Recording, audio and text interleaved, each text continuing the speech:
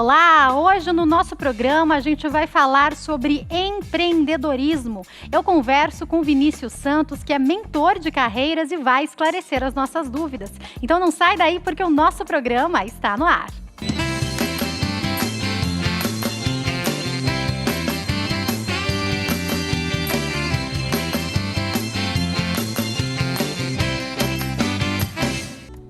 Olá, muito boa tarde. Obrigada a você que está assistindo o nosso programa, de qualquer lugar do Brasil, de fora do Brasil. A gente te espera sempre nas redes sociais do programa, o Instagram, @nossoprograma e a fanpage facebook.com/nossopgm. Através dessas redes sociais, você pode interagir enquanto o programa acontece, pode acompanhar um pouquinho dos bastidores, curtir as nossas fotos, deixar suas mensagens, a sua sugestão de tema, porque a gente prepara tudo com muito carinho, especialmente para você. Então a gente espera a sua interação e a sua participação.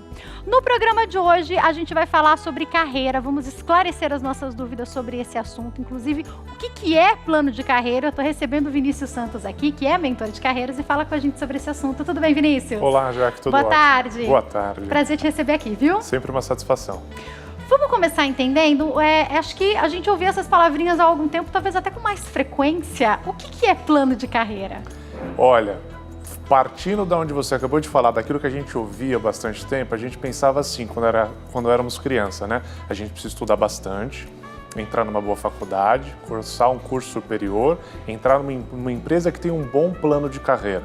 Não era isso que a gente ouvia? Era isso, fazer carreira lá. Era isso que a gente ouvia, né? E crescendo sempre só dentro dessa única empresa, inclusive, né? Era bonito, era sofisticado, era assim, sinal de sucesso, inclusive, você entrar numa empresa e lá permanecer até o final, né, da Se aposentar lá, né, e falar 40 anos da empresa tal, tem Exato. 30 anos da empresa tal. Nossa, né? era demais. Infelizmente, esse tempo não existe mais. Mas não é só isso que mudou. O conceito de plano de carreira precisou ser atualizado. Plano de carreira não é uma coisa da empresa. Empresa não tem plano de carreira. Ela não precisa fazer plano de carreira. Quem tem plano de carreira é o colaborador. Então, o profissional é dono e precisa ser protagonista do seu plano de carreira. Então, a pergunta que a gente deveria fazer, inclusive a todos os colegas que nos assistem, é: qual é o seu plano de carreira? Aonde você está? Qual é o seu ponto A, presente, e qual é o seu ponto B, C, D, que você determinou para a sua carreira? E o que você está fazendo hoje para alcançá-lo? E aí a gente precisa tomar um cuidado bastante grande, porque no meu dia a dia não é incomum a gente ouvir alguns profissionais dizendo assim: o meu chefe nunca perguntou quais eram as minhas ambições. Eu nunca tive oportunidade na empresa para crescer, para galgar outras posições e coisa do tipo. E a pergunta que eu faço de volta é: quantas vezes você se manifestou que este era um desejo seu? Quantas vezes você convidou o seu gestor para dizer assim: olha, o meu objetivo, o meu sonho é tal, você me ajuda? Você me vê em condições para? Isso tudo para provocar que a responsabilidade do plano de carreira é nossa e de mais ninguém. Quero falar sobre 3 momentos, tá, da vida. Os mais novos, que estão ou vão entrar no mundo corporativo, no mercado de trabalho por agora. Então, vou pensar aí nesse pessoal 17, 18, 20 anos. Vou deixar eles aqui para daqui a pouco. Mas eu quero falar de quem está lá um pouquinho mais velho, as pessoas acima de 40. Já eu falo da minha geração aqui, da galera que está no meio. Dos que estão acima de 40, 50 anos, estão desempregados e ouviram e se prepararam e se formaram para ficar a vida inteira numa empresa. E seja pela pandemia ou pela crise que a gente já vinha passando antes com tantos desempregados, vi muita gente falar: depois de 20 anos de empresa, depois de quase 30 anos de empresa, fui mandada embora. Como que a pessoa muda a mente, sendo que ela tinha entendido que começou numa carreira, tem que terminar, inclusive com a questão da profissão, né? Eu comecei nessa profissão, tenho que terminar nessa profissão, fui mandada embora daquela empresa, o que eu procuro, o que eu faço agora? Como ajudar esses? Bom, primeira coisa é não se sinta culpado. Não se sinta improdutivo ou inferiorizado por qualquer coisa do tipo. As atuais gerações que estão ingressando no mercado de trabalho, elas experimentarão até o final da sua vida produtiva, profissional, talvez mais de 9 carreiras diferentes. Então, quem hoje ainda está na casa dos 40 anos, está em plena fase ativa, produtiva e vai experimentar mudanças, como já está experimentando mudanças. Não se paute tanto pela experiência do passado. mas também não se desapegue plenamente dela. É preciso atualizar-se. Tudo mudou demais nos últimos 2 anos e tudo está mudando a uma velocidade que a gente nunca experimentou no mercado de trabalho, dentro das empresas, na sociedade, nos hábitos de consumo. Então é assim, a experiência que você acumulou nesses últimos 20 anos de trabalho que você teve até esse presente momento, quem está nessa faixa etária, não é que ela não serve mais, ela serve, ela é importante, mas ela precisa ser travestida de roupas novas, pautadas pela modernidade, pela atualidade, pela tecnologia, pela nova sociedade. Nós mudamos. Esse profissional, ele mudou nos últimos tempos. Só que ele mudou dentro de casa, ele mudou no lazer, ele mudou na forma de aprender, de estudar, de interagir com os filhos, com os amigos, de ter lazer, mas ele não mudou na forma de trabalhar. Tem que mudar também. Tem que se atualizar. Eu vou te perguntar já até sobre a ideia desses profissionais que às vezes ficaram 20 anos fazendo a mesma coisa. Eles mudaram tanto e não perceberam que querem mudar, às vezes, a carreira. Às vezes estavam até insatisfeitos aonde estavam. Já quero dica para isso. Mas antes, quero falar um pouquinho sobre quem está no meio do caminho. Falava com uma amiga que tem 36 anos, que por sinal está nos bastidores, trabalha, que tem a mesma idade que eu.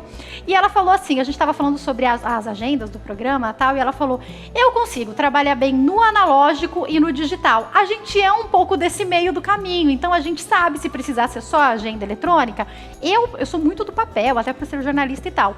Mas a gente se vira só com a eletrônica. E se tiver que fazer uma agenda no papel, um caderninho, a gente também se vira. A gente pega um pouco do que os pais falaram, de fazer carreira numa empresa só. Mas a gente já pegou um pouco desse movimento do mercado, que sair de uma empresa depois de 20, 30 anos pode não ser tão bem visto. Como ajudar esses que estão no meio do caminho, Vinícius? Perfeito. O que você está dizendo é sobre ambidestria.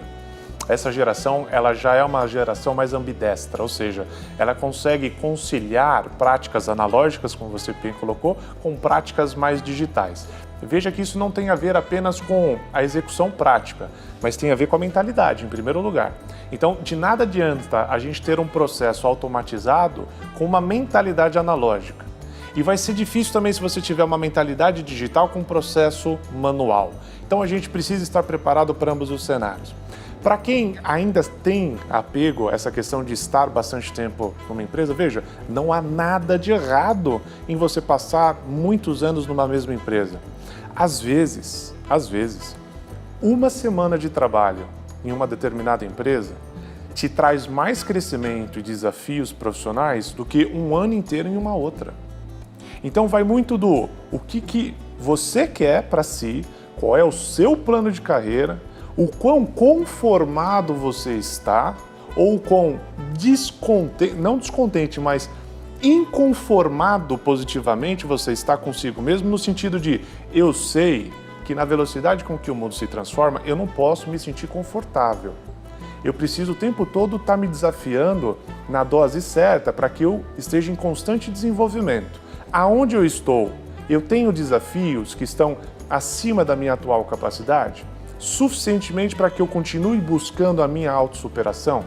Se não, eu estou confortável, eu consigo jogar com a direita e com a esquerda, eu jogo no ataque, jogo na defesa, e estou legal, eu estou confortável, cuidado, porque o que você está fazendo atualmente pode não ser algo interessante para a empresa e para o mercado amanhã. E se você pode nem existir mais, inclusive, a gente está vendo algumas coisas assim, né? E se você só se der conta quando isso não existe mais, aí você terá passado do ponto não de mudar de empresa, mas mudar o seu próprio repertório, o seu próprio profissional. Talvez não tenha feito nenhum curso, não tenha se atualizado, não saiba do movimento do mercado, é substituído por uma máquina ou, sei lá, deixa de existir aquela profissão. Várias empresas, inclusive, fizeram isso, então unificaram um profissional, podendo fazer mais de uma coisa. Daqui a pouco, se der tempo, a gente fala sobre isso. E aí pode ser tarde demais, né? Não é um problema, você pode até continuar nessa empresa se está tudo bem para você. Mas você está se atualizando, está fazendo cursos, está tentando, de repente, fazer um freelancer na sua área, alguma coisa assim do que é mais atualizado, isso pode ajudar, não é, Vinícius? Perfeito. Olha, de uma forma bem simples, sem ser simplório, mas simplista, a gente precisa gostar de problema. Quantos problemas você está resolvendo por dia na tua empresa? Não, eu não resolvo problema. Então, olha, cuidado, você está correndo risco. Por quê? São os problemas que nos desenvolvem. Se você só está fazendo o que a gente chama de gestão da rotina, cuidado. Porque quem faz gestão da rotina está administrando um certo ócio. Porque você não está exigindo mais de você, você só está reproduzindo aquilo que você já faz. Então, a gente precisa estudar, a gente precisa buscar desafios, a gente precisa empreender dentro da empresa. Olha, como que eu posso melhorar mais aquilo que eu estou fazendo? Como é que a minha empresa poderia melhorar mais a prestação de serviço, o produto que ela entrega, o atendimento com o cliente? Olha de uma forma mais sistêmica, tenta enxergar o teu negócio de uma maneira mais ampla, tenta de vez em quando vestir as calças do dono e a cabeça do dono também, é até mais importante, para você enxergar o negócio como se ele fosse seu. Se o negócio onde você trabalha fosse seu, o que você faria diferente? E aí eu quero aproveitar a sua fala para fazer uma pergunta sobre a nova geração, sobre os mais novinhos, que vêm sem apego. Eles vêm desapegados. Se a gente é de uma geração que ouviu muito falar sobre vestir a camisa, agora eu percebo uma geração extremamente desapegada. Eu não estou falando que eles não trabalham, muitas vezes são extremamente proativos naquilo que fazem, Sim. Mas são desapegados de relacionamentos muito profundos, de se interessar muito com a missão, a história de cada empresa. Vai ter que equilibrar isso, não vai? Olha, você falou um termo muito legal agora, que é de vestir a camisa. Quanto tempo a gente escuta falar isso, né? Só que tem um autor, chama Nicolas Taleb, ele trouxe um outro conceito bastante interessante, que é skin the game. Ou seja, arriscando a própria pele, que é um outro conceito que se aplica a essa geração. Essa geração não quer vestir uma camisa, porque nem camisa eles não usam. Eles usam camiseta hoje para trabalhar. Só que eles querem sentir que a pele deles está em contato direto com o negócio. Ou seja, eles compram a ideia da empresa, eles compram o projeto de tal forma que, quando dá certo, eles vibram como se fossem eles. E são eles. Quando dá errado, eles sofrem. Por quê? Porque aquilo está latente à própria pele deles. Então não é mais vestir a camisa, é colocar a sua pele em risco quando você encontra uma empresa que tem um propósito, tem valores, que tem atitudes que são compatíveis com as suas. E aí, para essa geração, é perigoso porque eles vão trabalhar mais do que nós. Porque quando eles encontram isto, eles encontram aquilo que é o propósito deles, já que a gente fala tanto de propósito. E quando você trabalha com propósito, você não trabalha. Você se diverte, vive aquilo, né? Você vive. Mas eles têm mais facilidade para trocar se necessário, né? Quando eles percebem que eles já não são tão relevantes para o negócio, ou o negócio já não faz tanto sentido para eles pulam fora. E como você deu o exemplo, pode ser mais rápido do que se imagina, né? Muito. De repente já ficou ali, já resolveram todos os problemas, já viram que não tem novos desafios, querem uma coisa nova, né? Perfeito. Agora, vamos equilibrar tudo isso? Separei aqui alguns tópicos, mas antes eu quero falar sobre algo que eu ouvi aqui no programa há alguns dias, já faz um tempo já, mas eu ainda tô aqui reverberando isso. Uma especialista em RH conversava com a gente, ela disse que hoje as empresas, elas não querem só 100%, elas querem 1000% do funcionário, uma vez que justamente muitas empresas demitiram e muitas pessoas estão fazendo o trabalho por 2, por 3. Não sei até que ponto eu acho isso bacana, porque peraí, explica pra gente o que as empresas de fato esperam da gente hoje, Vinícius, pensando nessa possibilidade da própria pessoa fazer o seu plano de carreira. O principal é ela entender como ela pode se destacar ali onde ela está. Mas o que as empresas esperam dela? Porque se eu tenho que fazer o meu trabalho, o trabalho do coleguinha, vai ficar mais complicado mesmo. Como que é essa questão hoje? Explique isso para nós.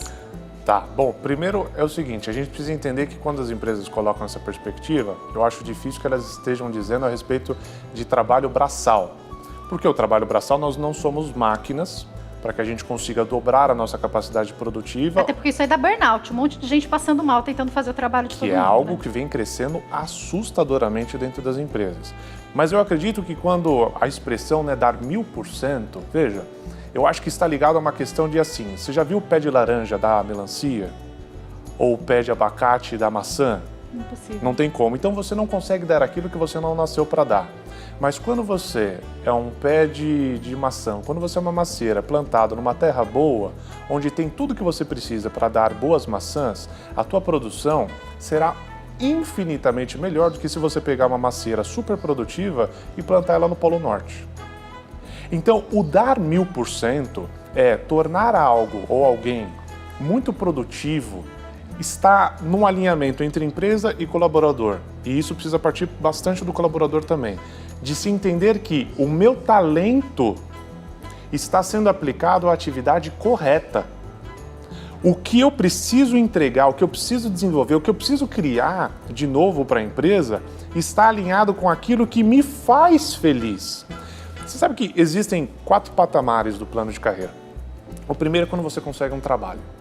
Quando a gente consegue o nosso primeiro trabalho, pode ver, a gente ganha pouco, trabalha muito e não é nada reconhecido. Ninguém lembra do estagiário que saiu.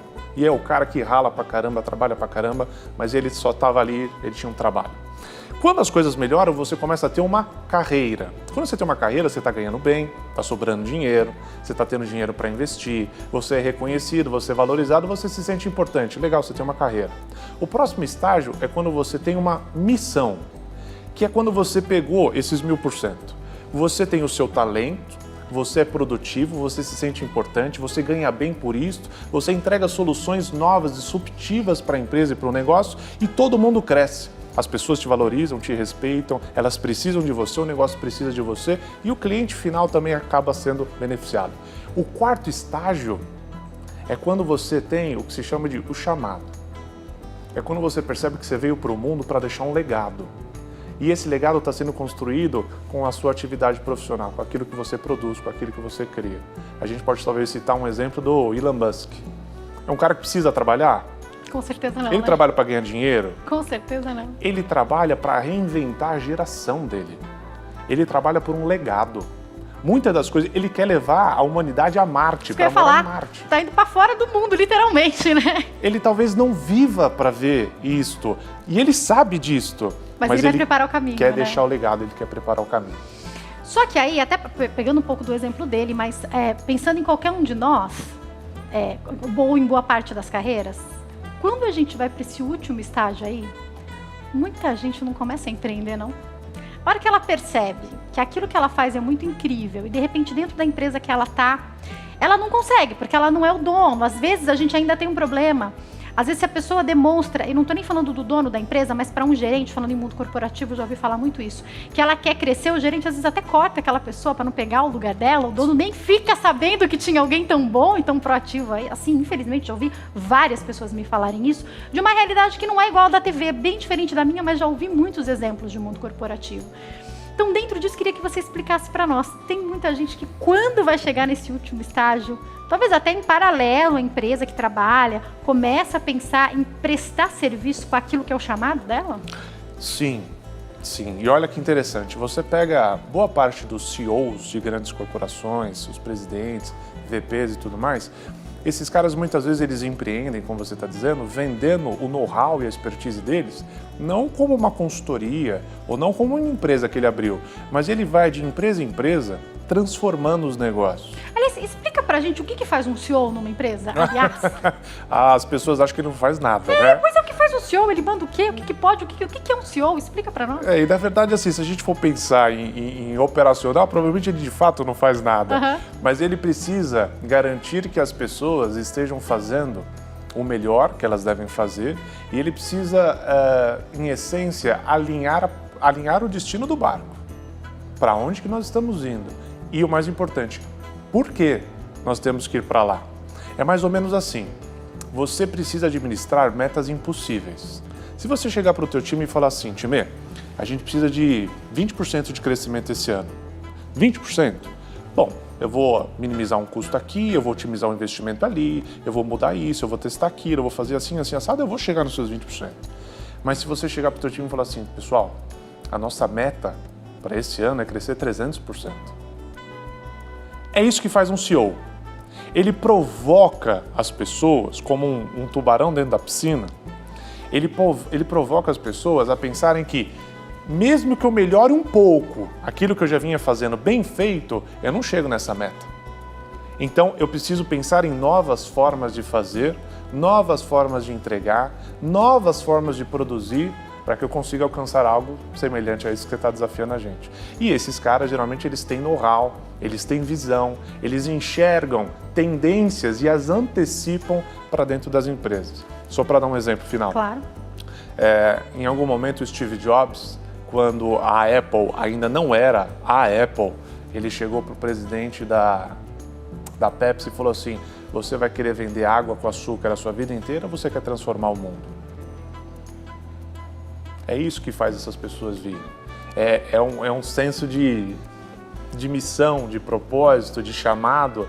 É algo que, veja, foge o disruptivo, né? Foge É o legado que vai ficar, inclusive, né? É o legado que vai ficar. Com o exemplo do Steve Jobs, acho que isso fica claro, né? Daqui a pouco a gente vai falar sobre empreendedorismo no próximo bloco, mas para a gente caminhar para o fim desse assunto, lógico que a gente pode voltar a alguns tópicos no próximo bloco, mas assim, qual que é a dica para quem está nos assistindo e acabou de cair a ficha? Tem muita gente nos assistindo da minha idade para mais e falou, peraí, essa carreira que eu estou querendo construir dentro da empresa, que eu estava achando que era para a empresa, é minha, ela acabou de entender isso que você falou. Qual é o primeiro passo para começar a agir? Tá, primeiro tem que mudar a mentalidade. E aí, quais as dicas para isso?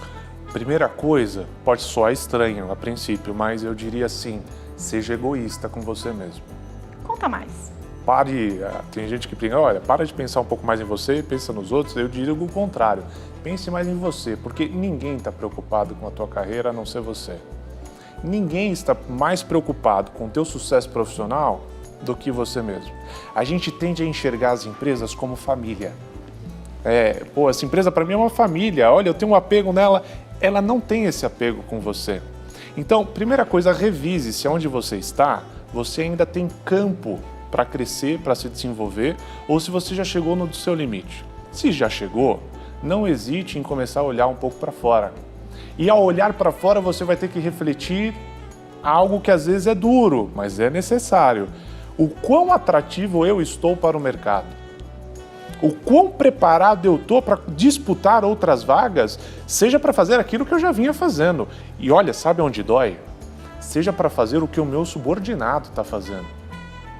E isso é assustador. Tem uma capa do The Economist que é fantástico, que era assim, um diretor de uma empresa estava jogando tênis e o assistente dele estava lendo The Economist. E a chamada era, se o teu assistente está lendo The Economist enquanto você joga tênis, você deveria se preocupar.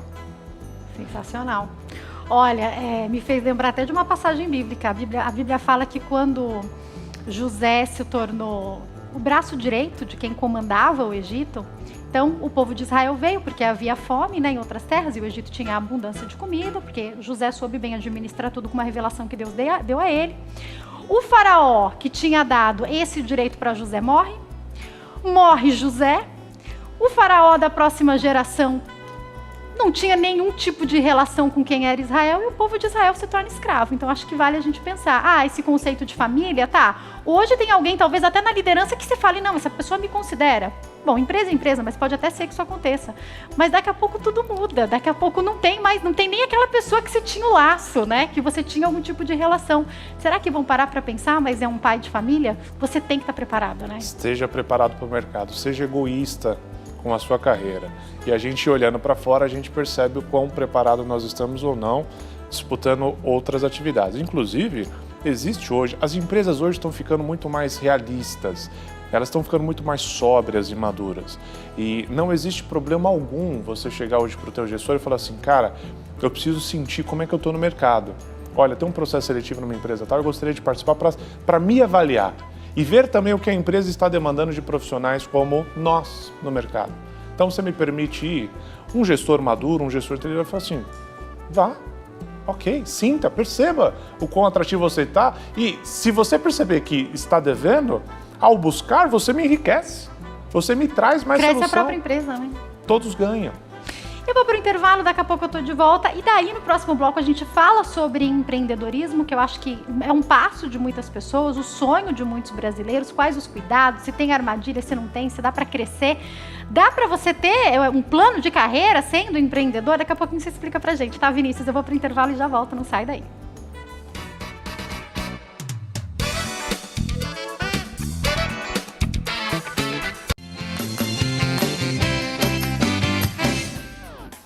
O nosso programa está de volta depois desse culto abençoado e agora a gente continua o nosso programa falando sobre empreendedorismo. Eu estou recebendo aqui o Vinícius Santos, que é mentor de carreiras e fala conosco sobre empreendedorismo.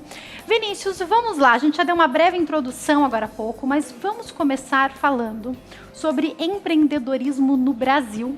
Eu sempre vi muitos profissionais que eu entrevistei aqui, isso aí ao longo dos últimos 15 anos, falando sobre o empreendedorismo ser um sonho característico do brasileiro. Você ainda percebe isso? Bastante. Tem muita gente que sonha em ter o próprio negócio. E isso é bastante importante. E o Brasil desenvolve, cria grandes empreendedores, porque não é fácil empreender no Brasil. E a gente costuma brincar que quem empreende no Brasil é capaz de empreender em qualquer outro local, porque o Brasil tem uma série de fatores que dificultam em termos financeiros, contábeis, legais, burocráticos de uma forma geral. Mas quem tem a expertise, quem visualizou algo especial e que se vê refletido naquilo e quer realizar, é capaz de driblar todos esses fatores de dificuldade ao longo do caminho e chegar no seu propósito. Vinícius, é claro que eu quero falar principalmente sobre quem tem, de fato, um negócio, mas eu quero até falar um pouco sobre a questão da carreira, do crescimento profissional, e entender se é possível empreender mesmo sendo CLT. Então, pensando na minha carreira, na minha vida, no que eu faço às vezes até dentro de uma empresa, é possível ser empreendedor assim? Tua pergunta é fantástica. Empreender não tem a ver somente com abrir um negócio. Empreender tem a ver com o seu perfil e o meu. Empreender tem a ver com os nossos princípios, até mesmo com os nossos valores e atitudes. Por quê? O fato de empreender é a sua capacidade de fazer escolhas e de tomar riscos. Porque empreender é quando a gente tem uma visão, quando a gente enxerga alguma coisa que só a gente enxerga. Ou a gente enxerga melhor do que os outros. Ou, além de enxergar, a gente acredita que se aquilo fosse realizado, realmente geraria um resultado melhor. Então dizem que quando Da Vinci, ou melhor, quando Michelangelo, ele viu aquela pedra de mármore gigante na frente dele, ele não viu a pedra de mármore, ele viu a estátua de Davi. Depois foi só tirar as partes que não precisava. O empreendedor tem muito disso. Então, é possível e necessário, até diria, para os tempos atuais, que a gente tenha profissionais assim dentro das empresas. Empreendedores capazes de enxergar oportunidades de fazer algo diferente, de trazer um produto novo, de criar um serviço novo, um processo novo, de, às vezes, transtornar, no bom sentido, aquele bom andamento dos negócios, visando alguma coisa melhor e maior. Então, sim, existem empreendedores que estão dentro das empresas espalhados por um monte de locais. Eles não são donos, talvez eles não sejam nem diretores ou gerentes, mas eles estão na linha de frente, no operacional, capazes de gerar novas soluções que depois vão mudar, inclusive, a história da empresa. Então, empreender é isso. É dentro de um negócio ou tocando o seu próprio, ter uma visão, ter um objetivo, ter um propósito e percorrê-lo. Você falou de perfil, né? Eu estava observando outro dia o meu marido e eu falei, meu Deus, você é assim em qualquer lugar. A gente vai num lugar fazer um exame. Ele já fica olhando assim. A área dele é hospitalar, né? Mas ele já fica assim, ó. Aquele guichê devia estar ali, isso não devia estar aqui, isso aqui a pessoa pode tropeçar. A gente vai numa pizzaria. Ó, aquele garçom não sei o quê, não sei o quê, não sei o quê. É um negócio. Lógico que está muito relacionado à gestão, mas por que eu te pergunto isso? O empreendedor tem perfil ou qualquer um pode ser um empreendedor? Qualquer um pode ser um empreendedor. Eu, como treinador e mentor de pessoas... Consegue treinar as pessoas, né? Exato. E eu sou obrigado a dizer que qualquer um pode ser aquilo que desejar ser. Desde Mas que você... é mais fácil para quem já tem... Tem pessoas que têm aptidões. Tá. Aptidão é algo que te favorece a desenvolver certos trabalhos, certas atividades, certas habilidades e competências. Então, tem pessoas que têm aptidões que corroboram mais para isso. Outras precisam se esforçar mais, ok? Então, todo mundo pode ser empreendedor, desde que esteja disposto a pagar o pedágio. Okay? Fala desse pedágio pra gente. Existe um conceito hoje chamado de duas formas diferentes. Um é o anticrise e o outro é o antifrágil. Querem dizer a mesma coisa. O que é ser antifrágil? É uma palavra que não existe na prática, né? O autor que a cunhou, ele inventou, né, essa palavra. Mas era algo entre você ser robusto e você ser frágil. Então, qual a diferença? Um tijolo é robusto. Se você soltar ele aqui, talvez ele não se quebre, porque ele é algo firme, concreto. Algo frágil seria, por exemplo, este copo de vidro. Se ele cair, ele quebra, né? Porque ele tem uma fragilidade bastante grande. Agora, a água que está dentro desse copo, ela é antifrágil. Por quê? Se a gente esquentar muito essa água, ela evapora. Mas ela não deixa de existir. Ela só mudou a forma dela. Se a gente condensá-la, ela volta novamente ao seu estado natural. Se for muito, ela se transforma em gelo, ou seja, ela fica sólida. E de novo, se você quebrar o gelo, ele vai derreter e vai voltar para o seu estado natural. Então, o que é ser antifrágil? Ser antifrágil é não se deixar vencer pelas dificuldades. Você quer empreender? Prepare-se, vai ter problema. Mais coisas darão errado do que certas. Só que o viés empreendedor, a capacidade empreendedora dos profissionais está nas dificuldades, aprenda e cresça. Ou seja, não tem muito espaço para mimimi. Ah, mas o Brasil, ah, mas a economia, ah, mas o crédito, ah, mas o... Cara, tem gente que está crescendo, fazendo e atuando no mesmo negócio que você. Para de reclamar e aprenda como é que você transforma uma dificuldade em oportunidade. Isso pode ser treinado? Pode, mas tem coisa que é viés pessoal. Tem coisa que pode ser desenvolvido, pode sim, mas você vai ter que estar disposto a mexer com a tua natureza. Se você tem demais, você falou do teu esposo, ele tende a ver a solução e não o problema. Eu tenho certeza que quando ele aponta isso, ele aponta porque ele está vendo o benefício da mudança. Quem deixou daquela forma, muitas vezes está vendo a praticidade do processo. Dá trabalho mexer. Vai dar problema se eu for. Sim, mas se o problema for parte da solução, encare os problemas, aprenda, cresça, se desenvolva. É o conceito de antifragilidade. Tem tudo o que você falou, eu já separei aqui alguns tópicos para a gente falar já com essa sua própria resposta. E eu quero começar entendendo algo que eu sempre ouvi falar aqui. Vamos imaginar uma pessoa, vou dar de novo o exemplo da artesã, que eu sempre dou porque é um grande público que a gente tem. Ela fazia o artesanato, começou como hobby, de repente, complemento de renda. A pandemia veio, virou a renda da família. Ela quer empreender com isso. O que a gente já ouviu falar muito aqui? A gente já falou muito sobre cursos, sobre Sebrae. Então, vai fazer um curso, aprende um pouco. O que muita gente pensa? Ah, eu não sei administrar, eu contrato alguém para administrar. Mas quantas pessoas eu conheço que, por não conhecerem o sistema, tem problema? Colocaram alguém para administrar que, de repente, administrou errado, às vezes ela tem um problema de furto na empresa dela. Então, até que ponto? Tudo bem a pessoa não necessariamente administrar, mas ela tem que saber como o negócio dela funciona, ela tem que saber mandar. Total. Imagina que você tem um filho e você coloca o teu filho na escola porque você precisa trabalhar, e é claro que a escola tem a função de contribuir com a formação do teu filho. Mas quem educa seu filho é quem? A escola ou você? A gente. O responsável pelo teu negócio é você. Então, em primeiro lugar, se você não sabe, aprenda. Não, eu vou contratar alguém que sabe. Não faça isso. Por quê? Porque é seu. É seu filho. Se no mínimo, se não dá um problema e amanhã a pessoa vai embora, você fica sem ninguém para fazer, né? Quer dizer que você precisa saber mais do que a pessoa que você está contratando? Não, não é isso. Mas você precisa saber o mínimo necessário para você não ser feito de tonto. Porque tem muita gente boa no mundo, mas tem muita gente também que quer tirar proveito. E olha, uma das coisas mais frequentes que a gente vê acontecer é gente que começou bem, mas acreditou errado nas pessoas. Então, em empreendedorismo, confie desconfiando. Traga boas pessoas para trabalhar com você, mas desconfie delas o tempo todo. Não no sentido leviano, mas desconfie assim, ela, querendo fazer o melhor dela, está fazendo o certo. Quem tem que fazer essa aferição é o empreendedor, é o dono do negócio. Não tem outra pessoa a ser feita. Então, o número 1 é o empreendedor. Você é o primeiro homem, você é a primeira mulher da tua empresa, do teu negócio. Então, você tem que estar em estado de alerta, você tem que estar na vigília, você precisa estar de pé o tempo todo, você é a referência para todos. Então, conheça, controle, explore e entenda as possibilidades grandes e pequenas do teu negócio, inclusive os riscos envolvidos. Já eu quero voltar a falar sobre antifragilidade, que eu acho que é um tema que ainda a gente tem bastante dúvida.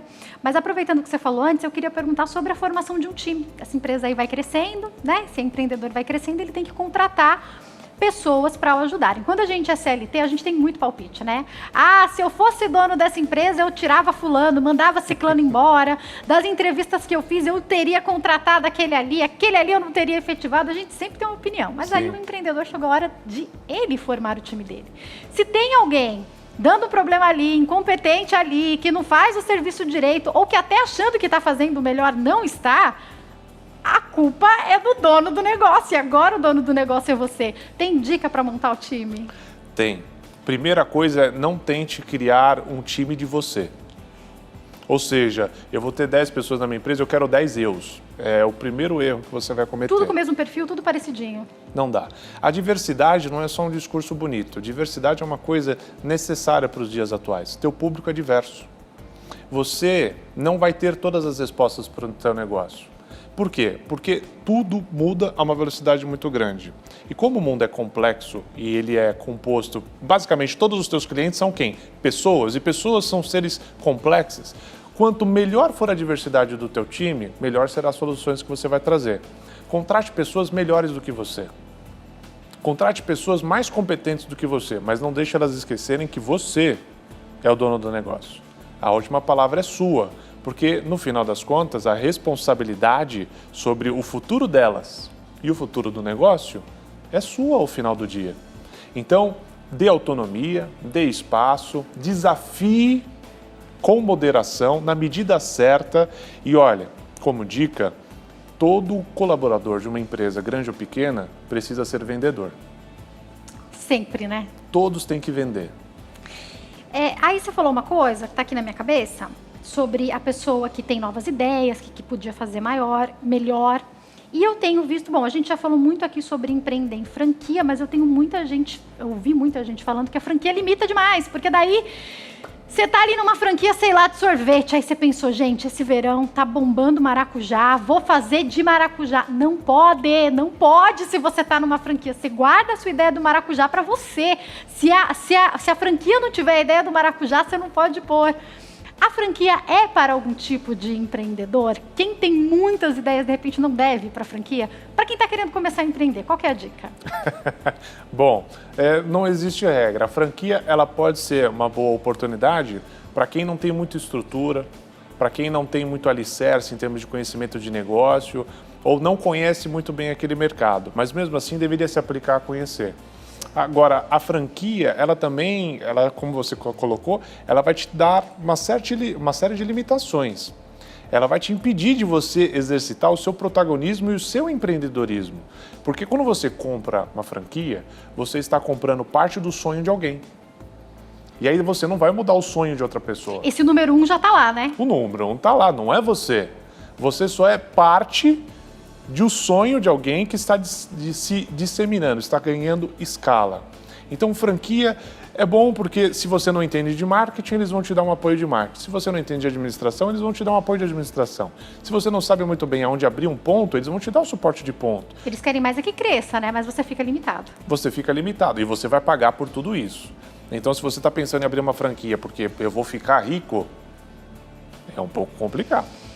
Você falou sobre o pedágio a ser pago, falou um pouco sobre antifragilidade. Eu quero unir essas duas questões agora e falar sobre mercado, sobre momento de dificuldade. Quem teve um negócio e teve que fechar de maneira totalmente inesperada por algum tempo. A gente fala de algumas ajudas que aconteceram, mas a gente sabe que muitos empresários quebraram nessa época que a gente viveu. E eu queria que você falasse sobre isso, sobre essa capacidade de ser antifrágil. Fala mais para nós. Olha, a capacidade de ser antifrágil está ligada a um outro conceito também, que é o conceito de ágil. Ágil é diferente de você ser veloz. Então, não é só velocidade, mas é uma capacidade de adaptabilidade dentro do prazo que você possui para que o seu negócio ou a tua empresa ela não se torne obsoleta ou perca muito mercado ou muito potencial num curto espaço de tempo. Tentar, de alguma maneira, antecipar os fatores que podem atrapalhar o seu negócio e pensar nas soluções. É entender que se existe uma tecnologia que está mudando a realidade do teu cliente, como é que você se antecipa para oferecer algo novo para ele? É olhar, às vezes, um pouco para a concorrência, mas não muito. Porque existe também um problema quando a gente olha para a concorrência, que é como o cavalo que estava bebendo água no coxo sozinho, e ao ver o seu reflexo refletido na água, ele pegou e enfiou a pata, imaginando que espantaria o seu concorrente. E na verdade era ele mesmo, mas a pata cheia de lama inviabilizou toda a água do coxo para que ele continuasse a tomando. Olhar para a concorrência é importante, mas olhar demais para ela vai tirar o foco do cliente. A antifragilidade pressupõe que você tenha no seu campo de visão o tempo todo o teu cliente, as pessoas, as necessidades e as mudanças comportamentais dela. Muito do que aconteceu com empresas que infelizmente não resistiram às intempéries da pandemia é porque ou essas empresas estavam endividadas e tiveram a sua principal fonte de receita comprometida num curto espaço de tempo, elas não tinham fluxo de caixa, o que é muito frequente, e isso reflete também uma questão de planejamento estratégico, ou elas demoraram muito para aceitar a mudança. E contando com a sorte que as coisas mudariam, elas não conseguiram se adaptar, se atualizar a tempo de levar os seus negócios adiante. Não deu tempo da gente falar, mas quem inovou saiu na frente, né? Negócios que nunca pensaram em trabalhar com delivery, por exemplo, e começaram, pegando essa sua última fala, e se adaptaram rápido, conseguiram seguir, não é verdade? Infelizmente eu tenho que encerrar, Vinícius, por favor, volte mais vezes. Eu acho que ainda daria muito para a gente falar sobre inovação, te convido para um próximo bate-papo. Muito obrigada pelos esclarecimentos. Quem quiser entrar em contato, o Instagram, @santos_insights, está passando aí para você. Obrigada, Vinícius. Eu que agradeço, sempre um prazer. Muito obrigada hoje pelo seu carinho, pela sua audiência. É sempre muito bom ter você aqui conosco no nosso programa.